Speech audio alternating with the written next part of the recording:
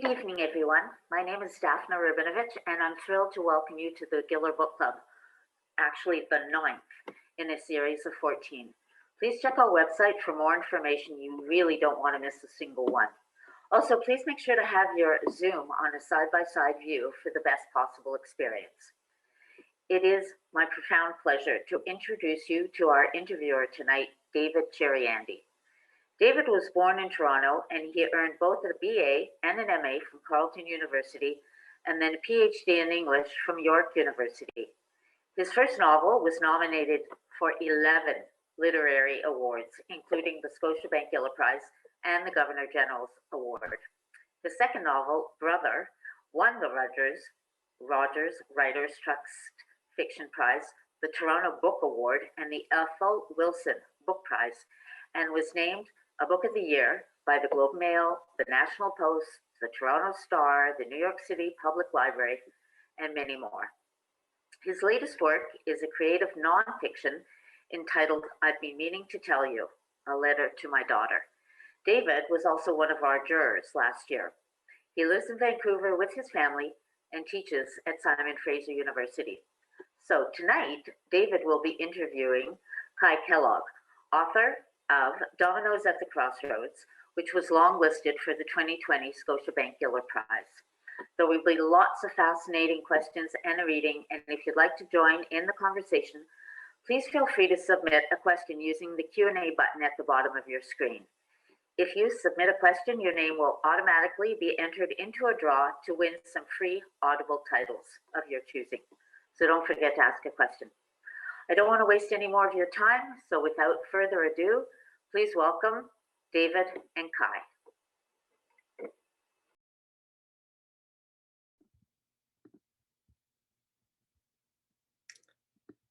Hello, everyone. Truly, I'm very honored to be here. My name is David Chariandy. Thank you, Daphna, for that incredibly generous introduction. I am, again, so thrilled and honored to be here in dialogue with Kaie Kellough, an author whose work has been in my mind for a long time now. And here discussing a book, Dominoes at the Crossroads, that has quite literally haunted me for several months, the months since I've read this book. I think it's a book that is deeply, deeply thoughtful, stylistically so compelling. And it's a book that richly rewards a close reading. I have a bio for Kaie that I'll just read aloud right now. It's quite abridged because if you know anything about Kaie Kellough, you'll know that he is a multi-talented artist that works across modes and genres. But this will give you a bit of an introduction to him. Kaie Kellough is a novelist, poet, and sound performer. His work emerges at a crossroads of social engagement and formal experiment. From Western Canada, he lives in Montreal and has roots in Guyana, South America. His books include Dominoes at the Crossroads, and that's a work of short fiction published by Véhicule in 2020. Of course, Magnetic Equator, it's a book of poetry published by McClellan Stewart in 2019, and Accordéon, a novel published by ARP in 2016. Kaie's writing has been awarded the Griffin Poetry Prize and the QWF Hugh McLennan Prize for Fiction. It has been listed for the Scotiabank Giller Prize, the Grand Prix de Livre de Montréal, the Amazon Walrus Foundation First Novel Award, the Relit Award, and the QWF A.M. Klein Prize for Poetry. Kaie's vocal performance, recorded audio, and electronic narrative explore migration and the suspension of arrival. He creates mixed media compositions with saxophonist and synthesist Jason Sharp and graphic designer Kevin Yun Kit Low.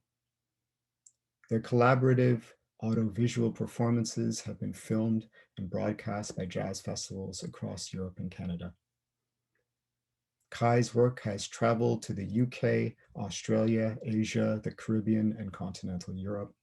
He continues to craft new passages.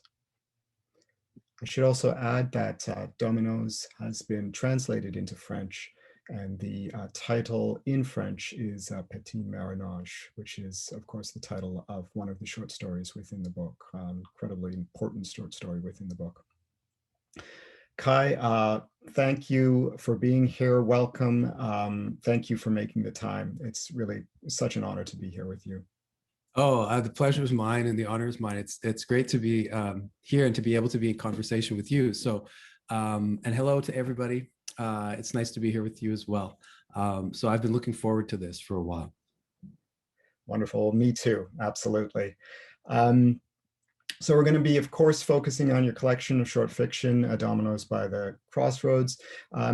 You, I understand, have a passage that you're willing to read. I got a sneak peek at the passage, and I'm truly looking forward to hearing it in your voice. And I wonder if we could begin with that.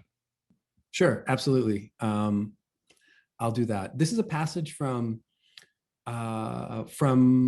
that long story that became the title of the French version, Petit Marinage.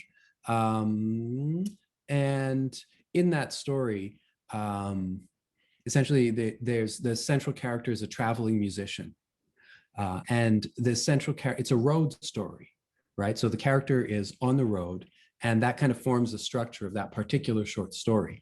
And so within that, there are constant references to other road stories or stories of movement like that. So here we go.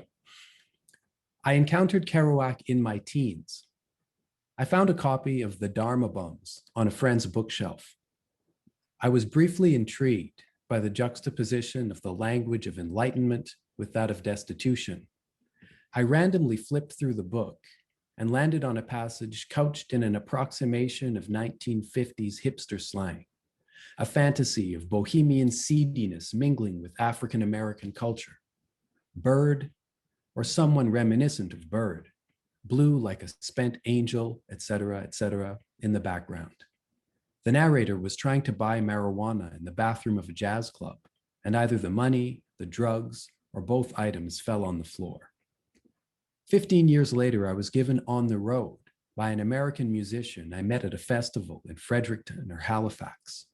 He raved about it and said that Kerouac's writing moved like jazz improvisation. I decided to take the musician's word and give the book a chance.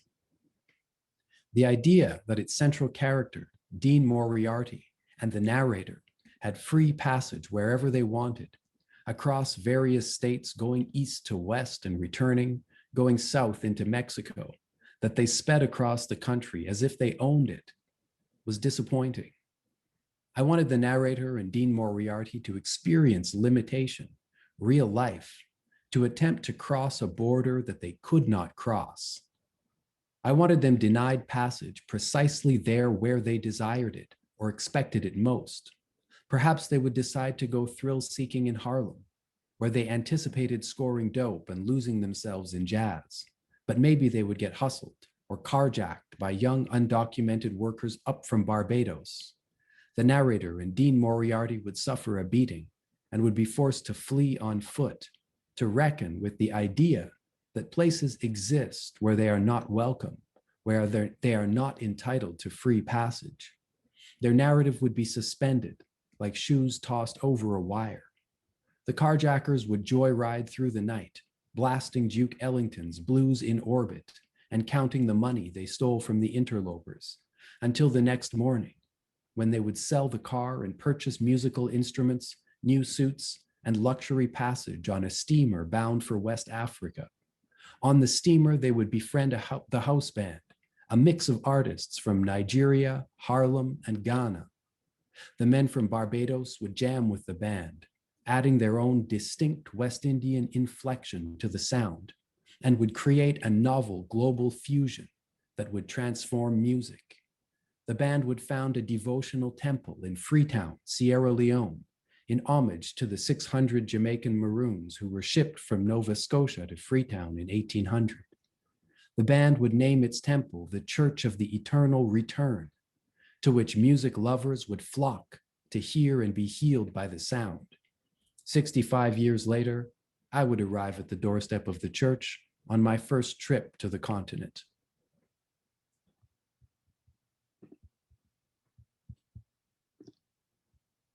Many thanks, Kaie, for that reading.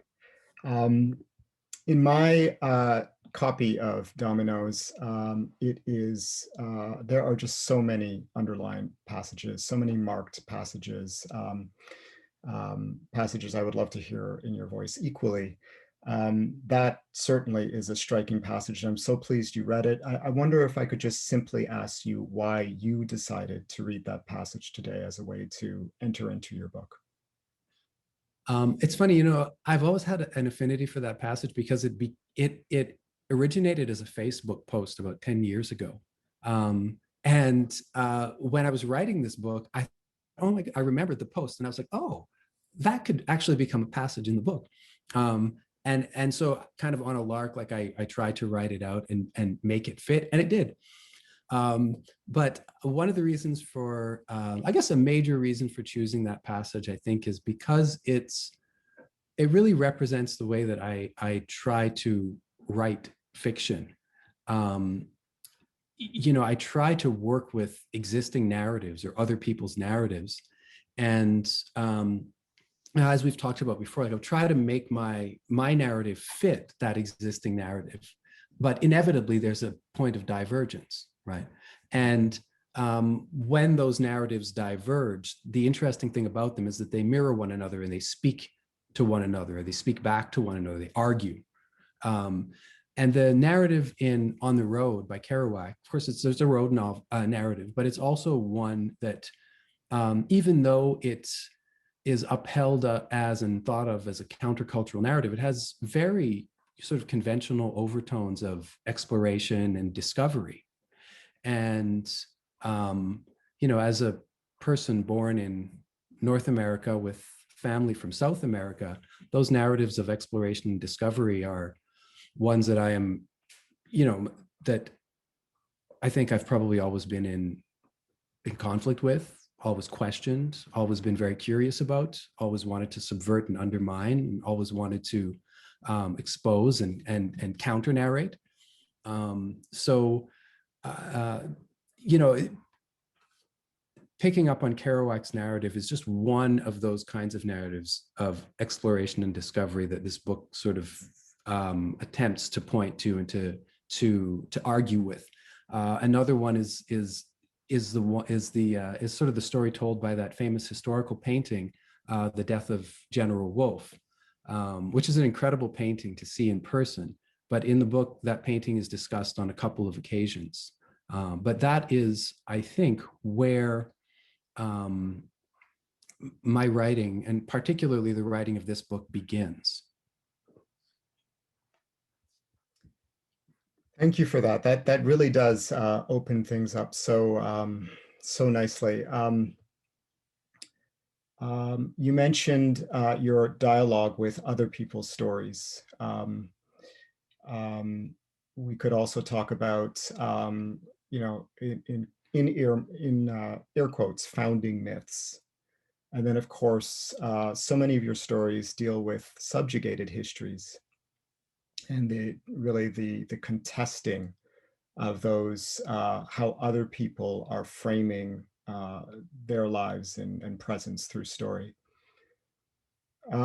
One general question I would love to ask is that in your book as a whole, there is a constellation of references that include, as you've said, Kerouac, include that famous painting by Wolfe, speaking to colonialism, the idea of conquest. There's also many references to things like, or figures like Marie-Joseph Angelique, the student uprising and occupation at Sir George William College, The very title Dominoes can indicate something that has a type of resonance for people, particular people, not necessarily all people. What I'm getting at is,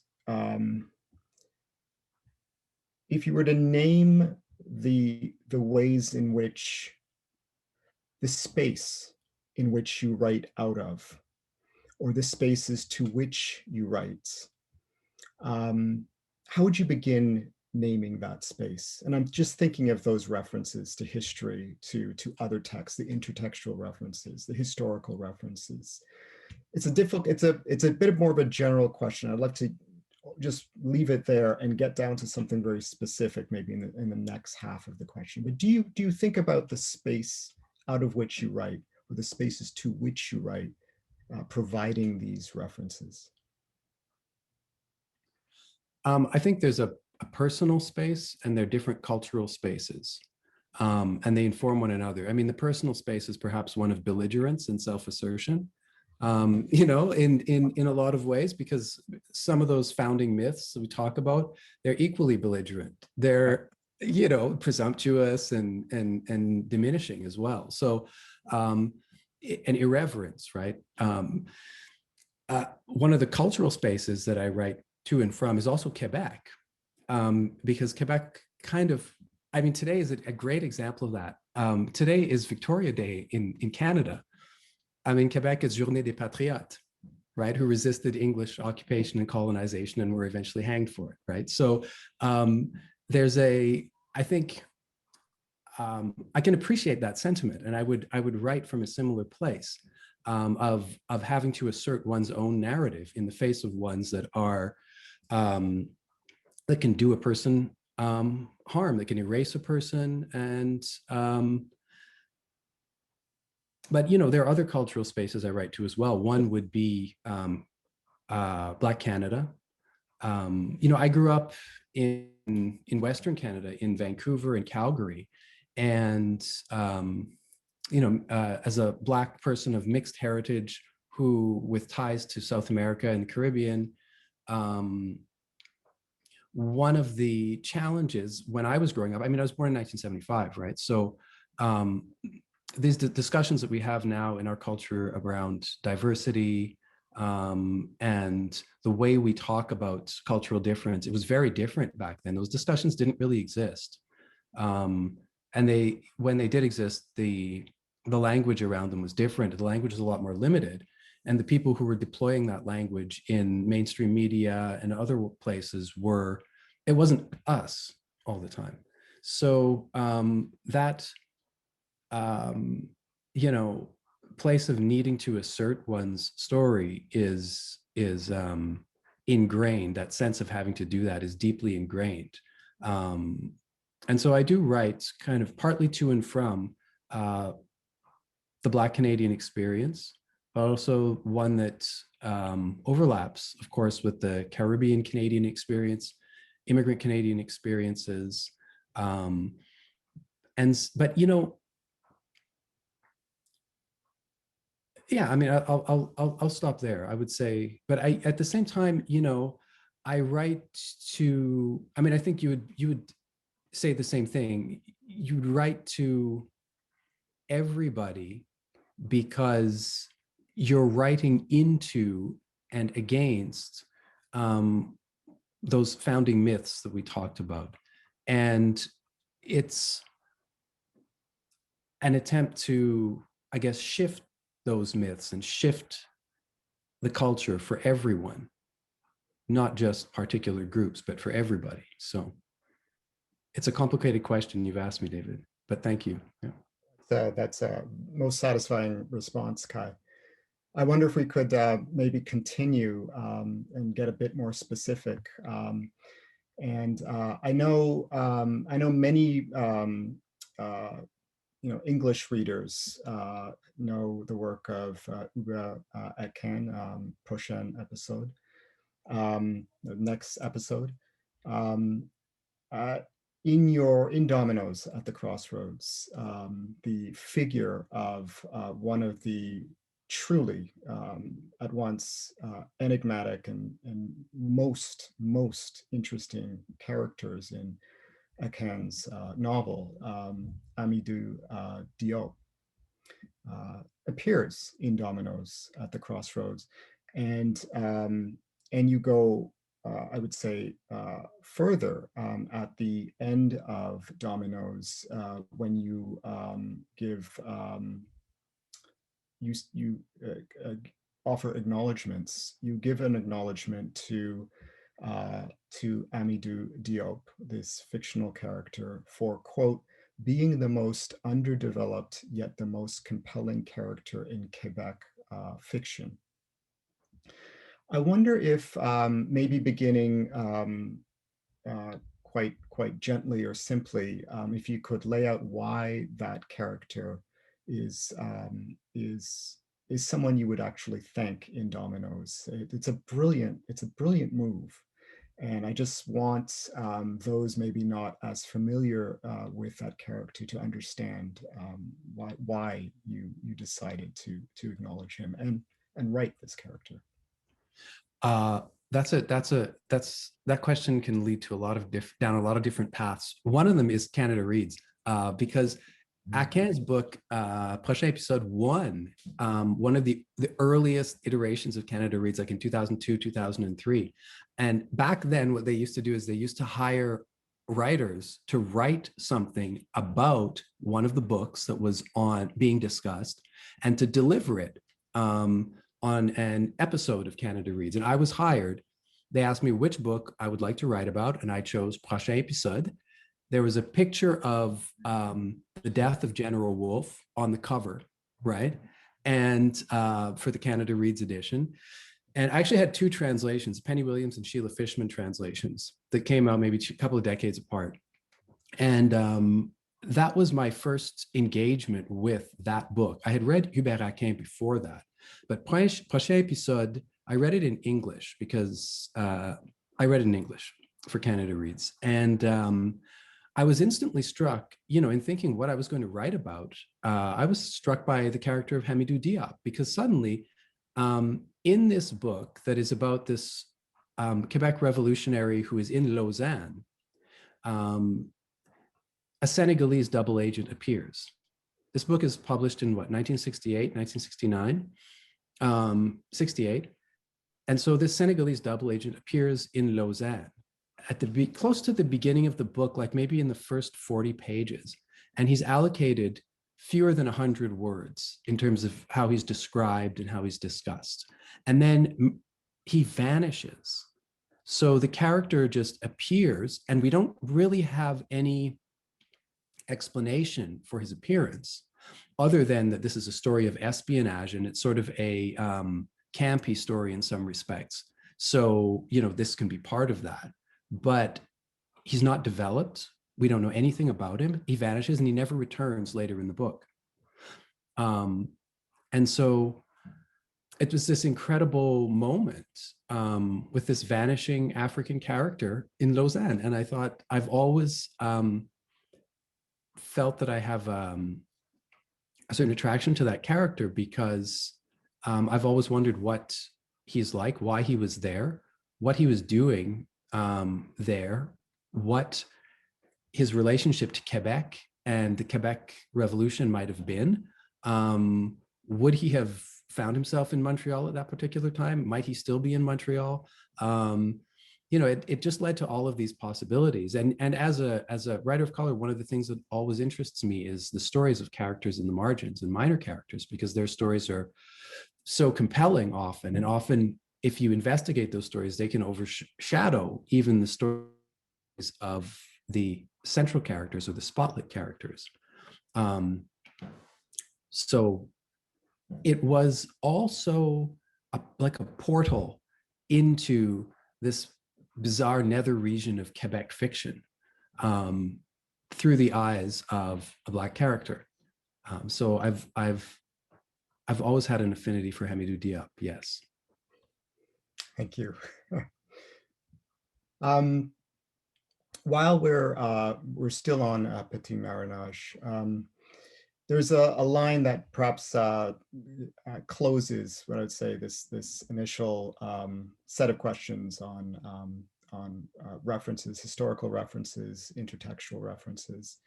It really speaks to the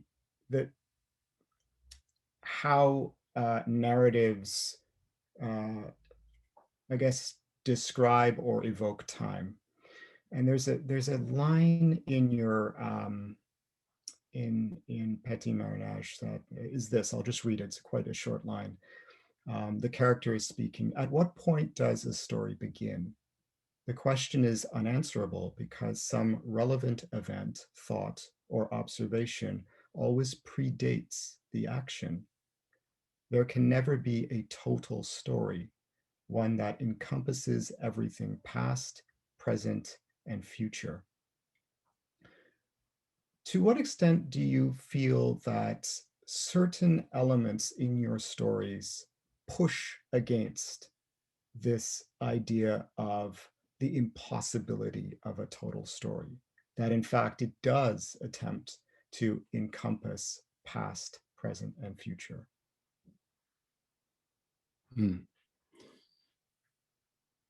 That's a tough question, because I'll answer it in a kind of roundabout way, if you don't mind. Of course.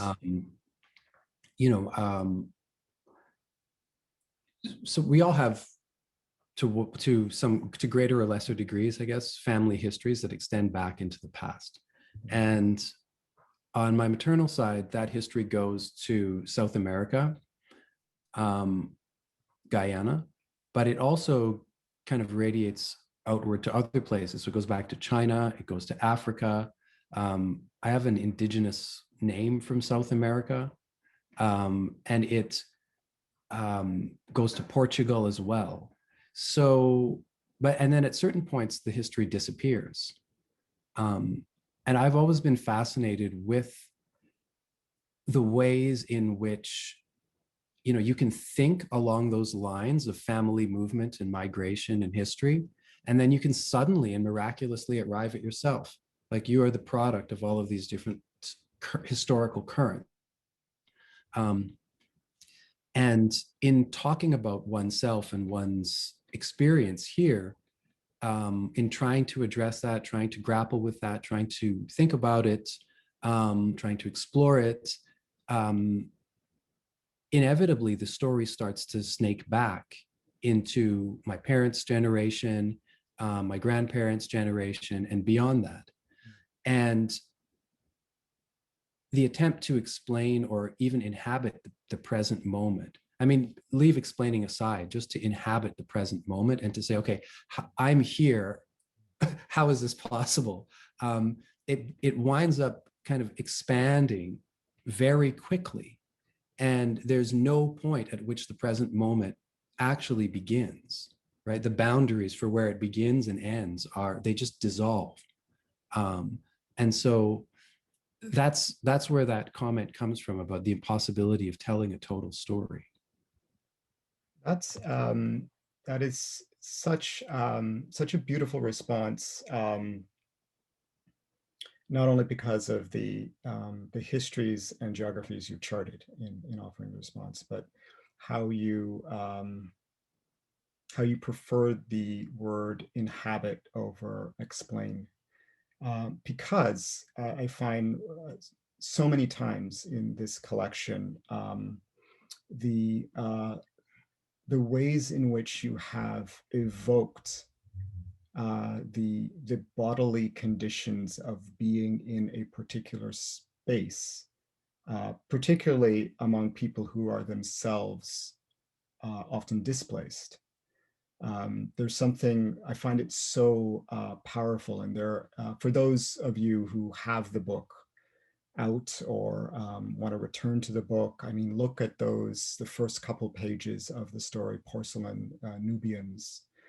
Look at how, that environment is being described. Look at the second and third pages of Dominoes at the Crossroads, a different space, or the portrayal of diasporic life in this story entitled Navet. These are powerful evocations of embodied life, of being, that I really am so struck by. But I guess I want to turn in this question now to a very specific setting. Um, it's really the very first story of the book, and it's titled La Question Ordinaire et Extraordinaire, and it's represented, this story, as a keynote address on the 475th anniversary of the city of Milieu. I guess at times it's known as Montreal, and as you say, once and still known as Tiohtià:ke. I I'm really quite struck by, I mean, I guess there's one question about how you go about detailing setting and geography in your stories, and this confluence of indigenous, diasporic, and let's say settler life in these locations, these intersections of history.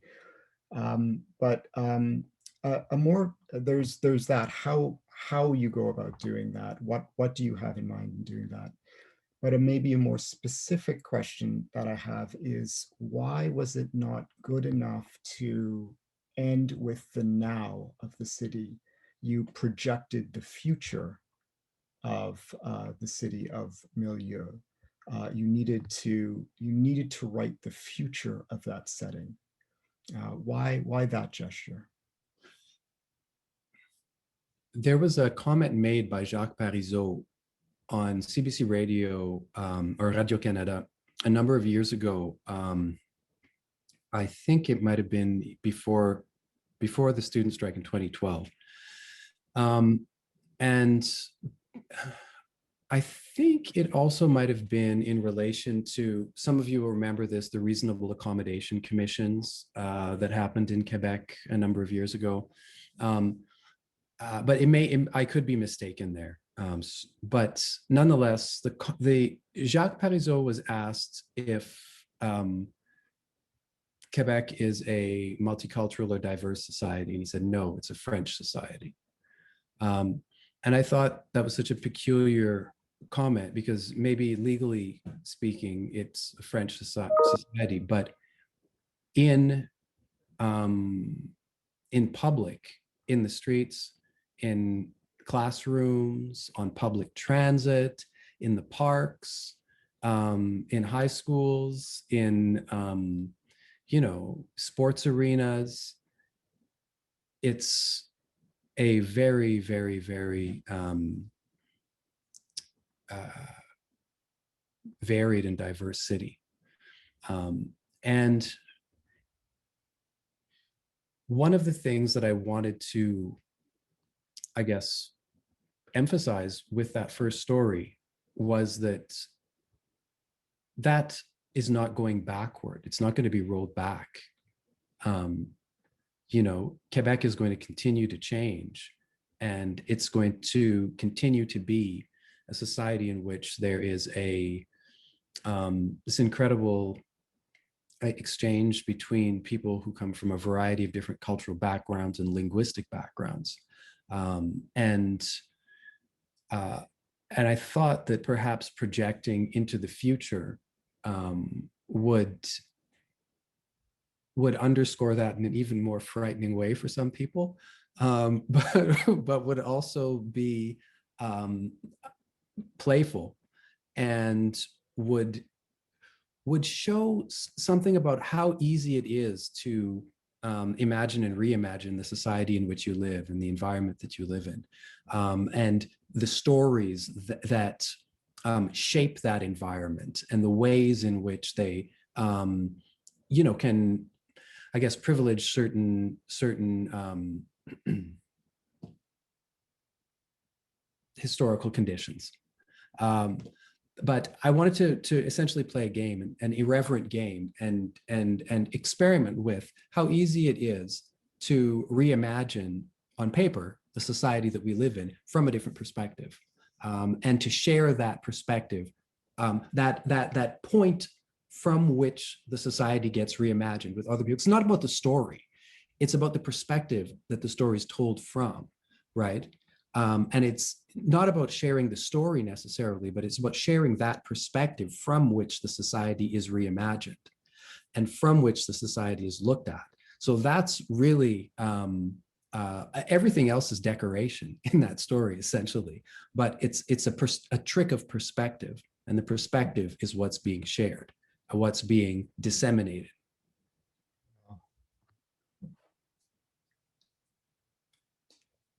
To your previous question, though, I also had a comment about the previous question about origins and myths of origin. You know, Dion Brand in A Map to the Door of No Return has that incredible quote, too much has been made of origins, all origins are arbitrary. And, you know, that's one of the quotes that for so many of us who have read that book over and over again, that's one of the quotes that each time it just echoes and repeats.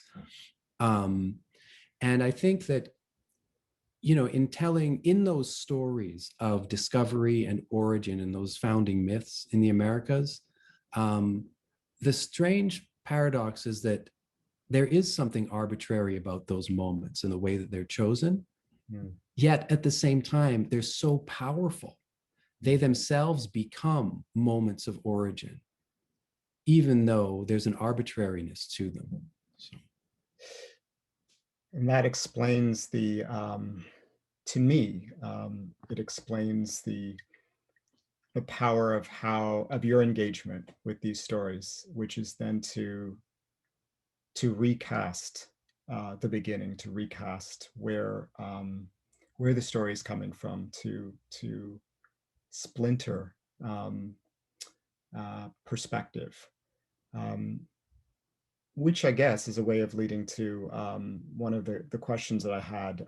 Takes us back to the first story, La Question Ordinaire et Extraordinaire, but other stories too.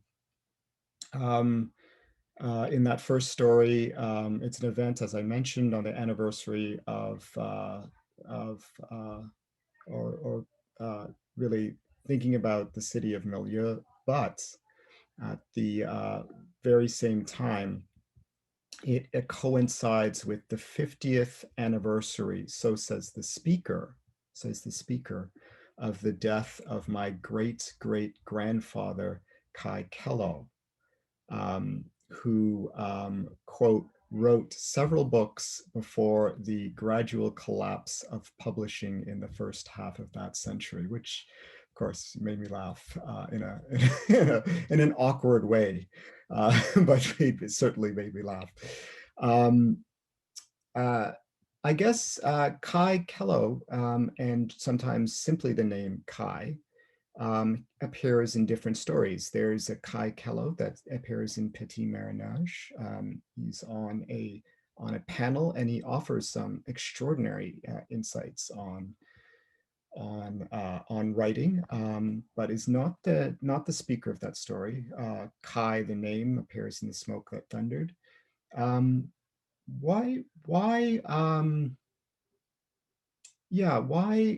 have Kaie Kellough appear as a character in some of these stories, yet not necessarily the voice in which these stories are told?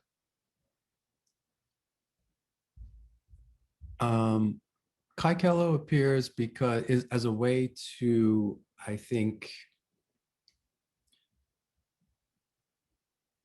avoid having the narrative voice be thought of as being authoritative or being decisive or even singular, as a way of undermining that narrative voice, because suddenly, you know, one of the things that happens with narrators is that a narrator is a construction. You still have to think of the motivations and the backstory of your narrator, even if they don't appear in the work, right? Even if it's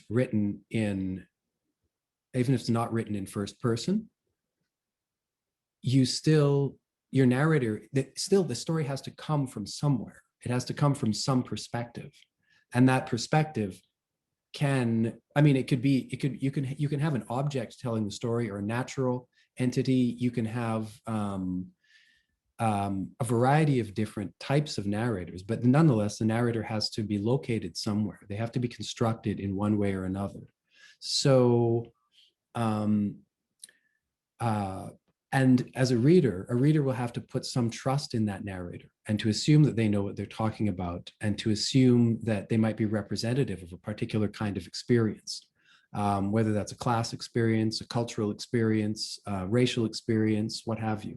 And so having the author suddenly walk into the book and have flaws and be exposed as a person who comes from a particular, cultural class background and so forth, and to have other characters discuss those things and kind of deconstruct the author's authoritativeness, and sort of talk about where his perspective might come from and why it might be limited.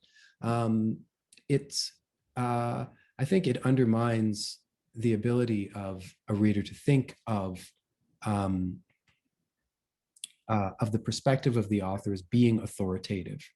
And that was something I wanted to do very much. I didn't want it to be thought that this was a book that speaks for, or is intended to speak for, the Black experience, because I think that that's a danger that we encounter nowadays. And so I really wanted to position that book in a different way. And I wanted readers of that book to think, not to think necessarily that their experience was being spoken for either, but that this was it was told from a particular place, and it was limited in its telling. Those moments, I must say, Kaie, of what I would call courageous introspection and equally courageous vulnerability, where there is a reflection upon this individual, Kaie Kellough, but from other characters, or is quite, I find it quite striking, quite moving. I think it's quite inspiring. I would describe it as well. You didn't find it silly? No, because there was actually one moment. No, not at all. There was, even in, the example that's leaping to me is Petit Marinage, and where, if I recall, there is an amazing kind of connection or imbrication of histories of fugitive enslaved people with these travels of this musician, and the things connect when there's an arbitrary ID check, right, for the speaker, and you can kind of see these two histories of surveillance kind of connecting in the everyday, in the everyday mundane, let's call it. But in that very moment, there is a critical reflection upon how I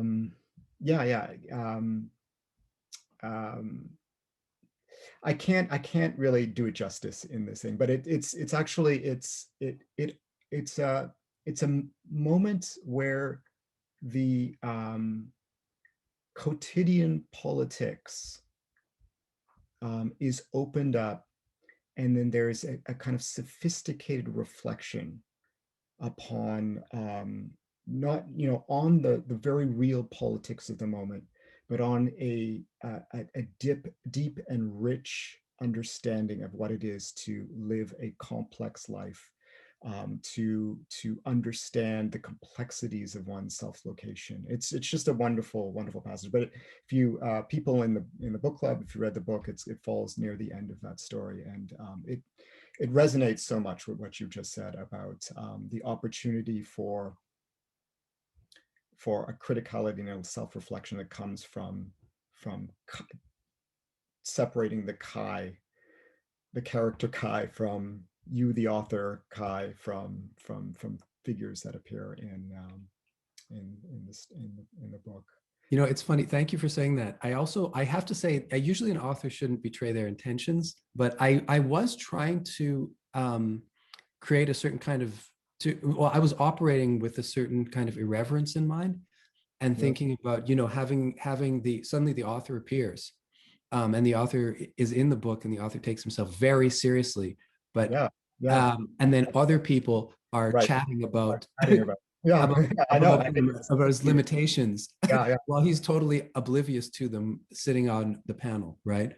Yeah, I think that is the brilliant part of it. And it's not only, it's of course, it's not only Kaie, the person self-reflecting, it is about the postures of being of an artist statement and so forth. I mean, it is funny, of course it is funny. I find it very serious and really interesting as well too. And again, for lack of a better word, the rich humanity in your stories kind of that's just one example of it that I really admire. It's flip, but it's deep. That's the way I would put it. I think we might be running short on time, but I have one maybe. Oh yeah, okay, yeah. So sorry, can we ask? I'm supposed to ask, remind people that they have the opportunity to ask questions, and so please do. I have a question that I could ask while people are doing that, and I'm going to just excuse me for a moment as I open up my Q&A session there. Yeah, so I wanted to ask you, Kaie. This was intended to be one of the last questions I asked, and it really is the connection between your fiction writing and your equally celebrated work as a poet, as a sound artist, as a performer, as a video artist. The question very simply is your fiction informed or shaped by these other artistic practices? And if so, how?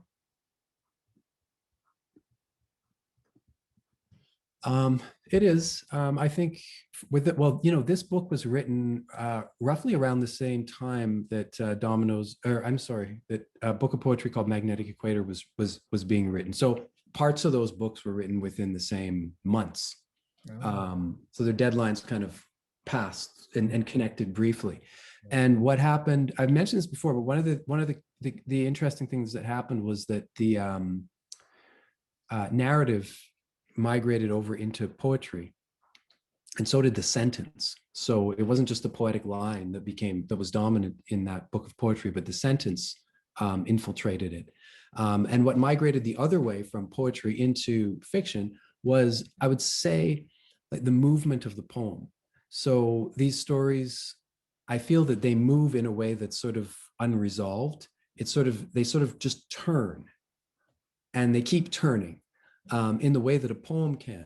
A poem doesn't necessarily have to, we don't expect the same kind of narrative direction and focus from a poem that we expect from a story. And so these stories, their movement, their narrative movement is like the movement of a poem.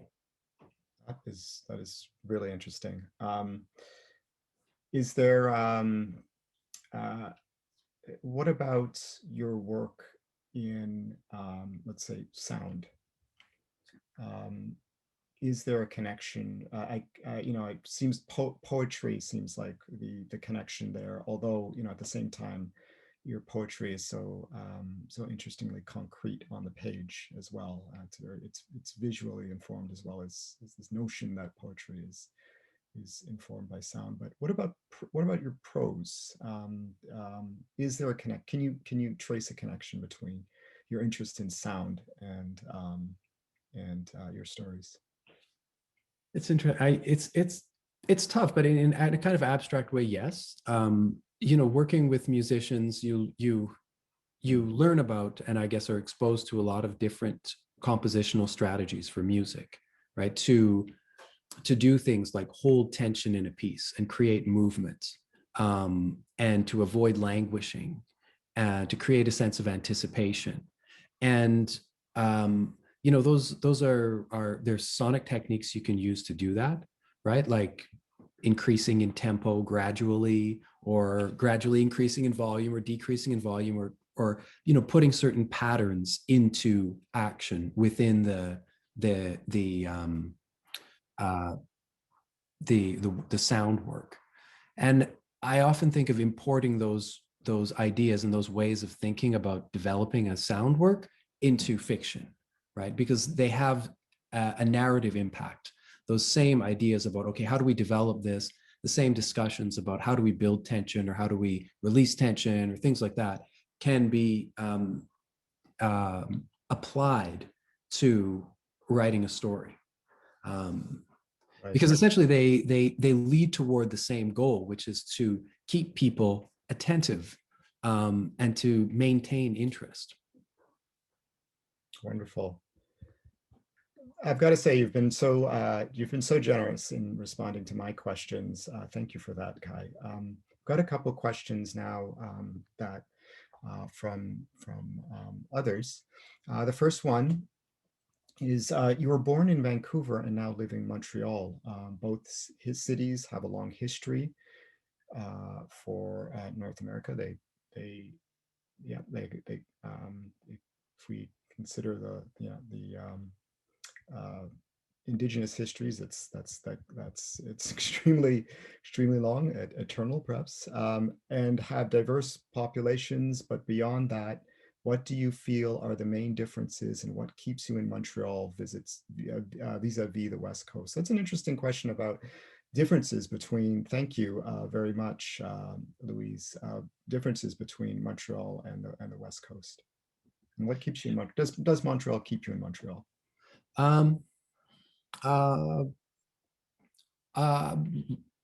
French. Oh. I lead a lot of my life in French, and I feel when I leave Quebec and I go to visit the other provinces, I feel a curious thing, which is almost that a part of my character disappears, right? Or becomes veiled. Nobody else can see it, and I don't get to enact it. And it's funny because on a couple of occasions when my mom has come to visit me in Montreal, and we've been like jumping in a taxi cab and giving directions or talking to somebody in French, she's looked at me and said, you're a completely different person in French. And I feel that, and so I miss that when I'm in other parts of Canada and I don't have access to that part of myself. I've worked very hard to cultivate it, right? And living in Quebec, I lived for a very long time on the I no longer do, but on the east side of Montreal, which is more francophone. And so just by default, like the language that comes out of your mouth when you leave your door is going to be French, right? No matter where you go, whether you're in a corner store, bookstore, what have you, it will be French first. And so there have been times where, even though my first language is English, where I think the needle has tipped over to the francophone side of bilingualism ever so slightly, but it's just been mostly because that is the language that I was speaking by default. And that default just was there all the time. So that's one thing that I would miss. I mean, I do love the West Coast. I have relatives there. And I miss the ocean, the Pacific Ocean. And I miss the people I know there as well. So maybe that will call me one day. Well, certainly, I hope we can get you to visit again when it's safe to travel. Thank you, Louise, for that question.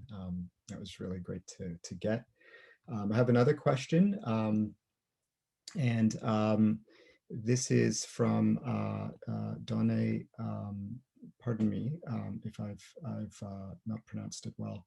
The question is, I've been really getting into audiobooks, and I'm curious how you feel about the surge in popularity in this form as an author. Is it affecting how you write? Now, I guess you do performances in which that are often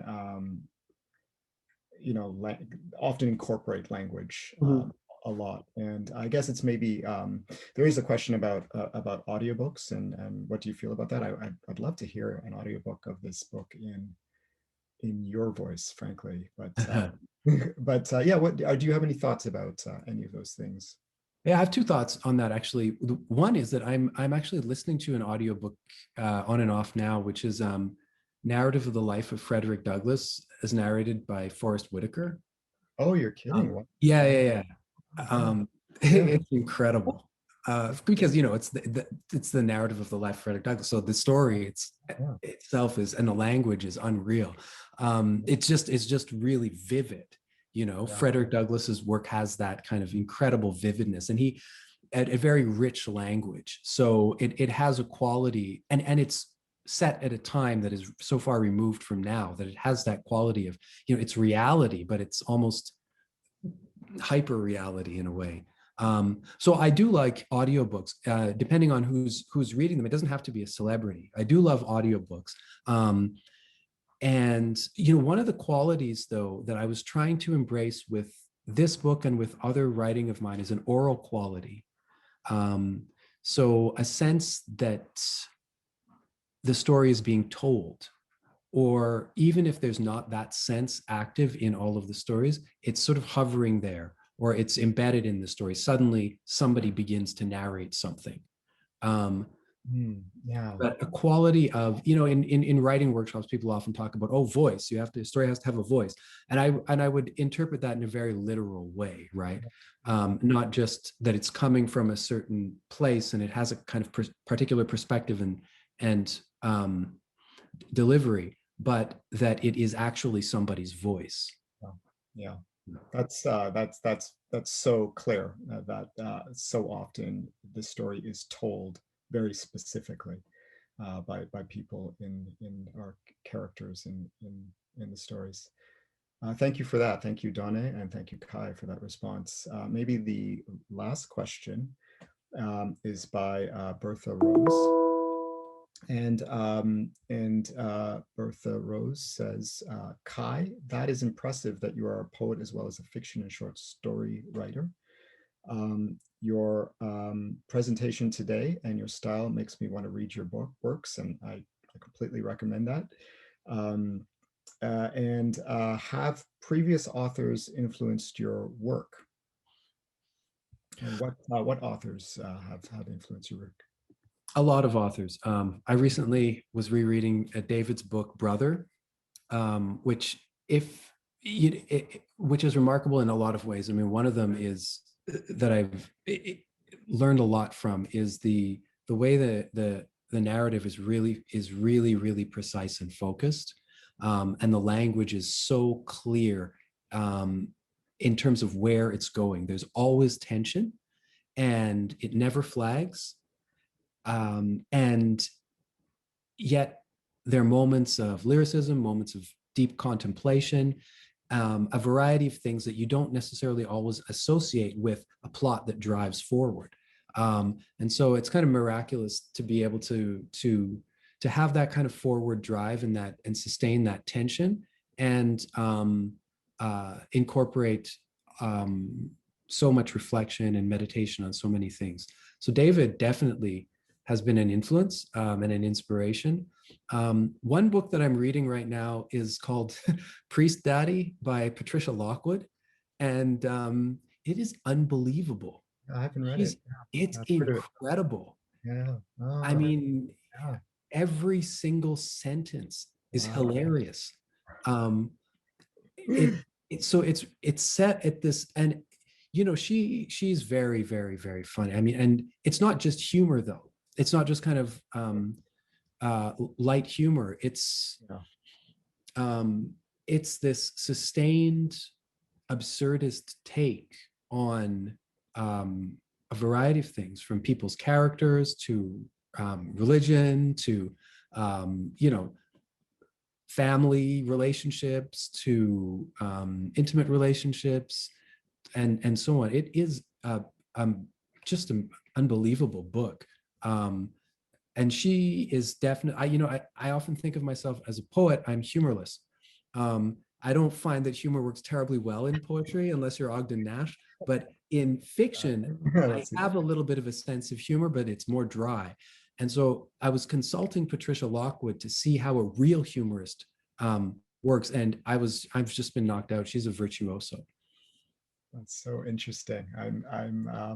I must say, I find so much humor in your books. It's certainly wry humor. It is, but it's all the more cutting and sometimes devastating and just fun because of that.